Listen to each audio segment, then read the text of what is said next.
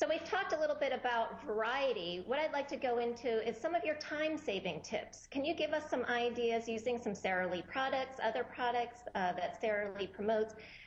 She has such a great line of products. I keep saying she. And well, but I mean, there are, I think, several ways to save time, because I know time is always an issue, and obviously so is money. I would say to you that I like to make one trip to the grocery store, and in that trip I try to get enough variety in there that I can go the whole week for making the lunches. I think one trip, right away you're saving time if you're not going to the supermarket, 3-4 different times, because you're kind of puttering out, running out of ideas. Number two, when you do buy things like pre-sliced meats or cheeses, and they're so much easier to grab out of the packages, and yet they're packaged in a way that they stay fresh, that also saves time and helps, because I know I want to make my lunches fresh, and I don't want to spend all day making them. I think another thing is I'm not the type to write up a schedule. I'm not the type to follow a regimen.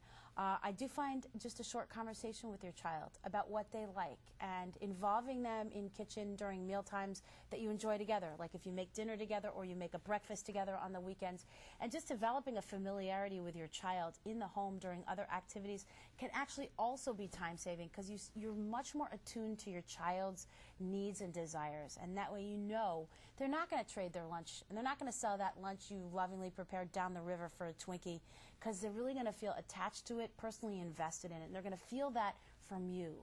So those are really my favorite time-saving techniques. Good, good. Along the line of time saving, and we are talking about the Sara Lee lunch meat products, I found that I can freeze these sandwiches. I can make a great lunch meat sandwich on a variety of breads and rolls. But I know that mayonnaise does not freeze well. Do you have some tips for the viewers on some spreads that we can put on the sandwiches for our children? What do you find that freezes well on these sandwiches?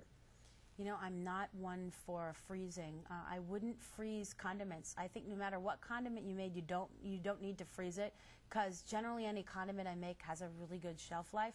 So I would say even if you take a couple of those jars, like when you finish using a jar of mustard or you finish using that jar of pickles, if you use those jars again and you make some condiments, you can actually keep them right at the door of your fridge and right next to where you open the door, so you can just grab them and go. And also putting the condiments on the side so that your child can add them on at the last minute, so you avoid that soggy factor with a sandwich. Or even if you make a salad dressing, for example, and your child drizzles that over a salad, or a little dip that they're going to use for some of their individual items in their bento boxes, I actually think you can keep the condiments really fresh because they have a really long shelf life. If you use mustard with a dash of Worcestershire, or a little bit of fresh lemon juice with a neutral oil or something like that, those can really keep for a long time.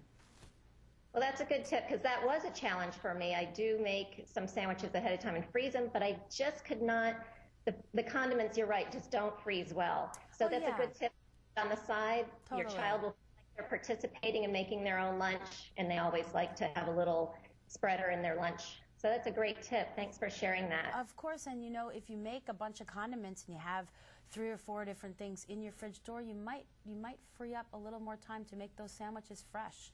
And then their lunch is just getting to a whole other level, and you don't feel overwhelmed, which I think is really important as a parent. Feel good about what you gave your kid for lunch, but not feel overwhelmed and sort of like, oh my God, I'm in the kitchen and I got to go to work and I need to pull this lunch together. You know what I mean?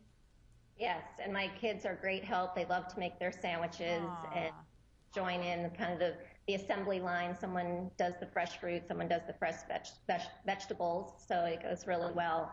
That's wonderful. Great tips to share, but I was wondering, for you as a mom personally, have you found challenges with your child's taste? One day they like it, maybe the next day they don't. So what are your personal challenges as a mom? My biggest challenge has not been treating lunchtime as if it's a giant soap opera. I try not to treat meal times that way in general, and I find I get better results when I don't put pressure on myself or my child to eat what I think they need to eat or what I wish they would eat, and I just ease up on the gas a little bit. I find I actually get better results that way. You have to remember that you can put a food in front of a child a dozen times before you can actually say whether they do or don't like it. So I have found repeatedly putting down the same foods on the table in front of my child can sometimes yield great results. And I remember my parents doing that when I was a kid. I mean, with broccoli, I can remember like, oh, here comes the broccoli. You know, poor broccoli. It gets such a bum rap. But after the 10th or 15th time, I really sort of said, hey, you know, my parents really seem to dig this. Let me give this a try. And then my mother said a year later, they could have locked me in a room full of broccoli and thrown away the key, and I would have been just as happy to be inside. Yeah. So consistency. So be consistent. I think so. I think be tenacious without pressuring. I think tenacity in all aspects of parenting is important, but particularly with regard to lunch, yes. Be patient and be tenacious. And it's wonderful with our local markets that are being so greatly promoted now that we can have our children participate with us, come to the market with us. And in doing that, I notice my children want to try more things. They want to do that more often. It's not only in what you fill the lunch boxes with, but it's how you show your children you're making those choices. Whether it's in the deli section of your supermarket or at your local green market, if your child feels connected to the choices you're making, they're going to feel more connected to their lunch. I truly believe that. Yes, I agree. That's great. There are some great tips today, and I enjoy watching you on Food Network all the time. Thank you so much.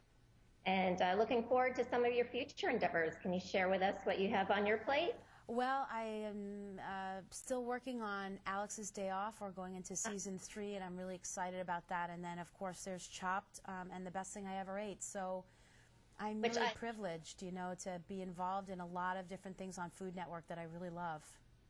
That is great. Thank you. I'm glad that you are in Big Red Kitchen today sharing with me. Thank you. So I appreciate your time and all your great tips, Sara Lee.